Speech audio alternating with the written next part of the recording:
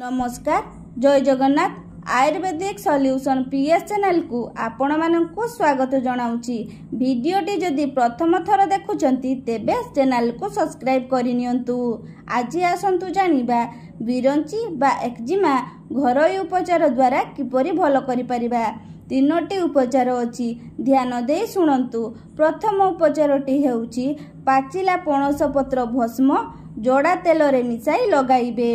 द्वितीय उपचारटी हेउची सिझु पत्र बाटी लगाइबे अथवा करंज मंजी बाटी लगाइबे अथवा करंज पत्र एवं धोला चिता पारुचेर समभाग बाटी लगाइबे। तृतीय उपचारटी हेउची गोटिए अधाड़ुआ नड़िया भितरे मुह बाटे कोणा करी अरुआ चाउल पुराई रखिबे। किछि दिन परे से सढ़ी गले ताकू लगाइले विरंची बा एक्जिमा भलो होइथाए ओ काछु कुंडिया घिमिरी मध्य भलो होइथाए। वीडियोटी जदि भलो लागितिले लाइक शेयर सब्सक्राइब करिया पई जमा भूलिबेनी। Thank you. जय जगन्नाथ।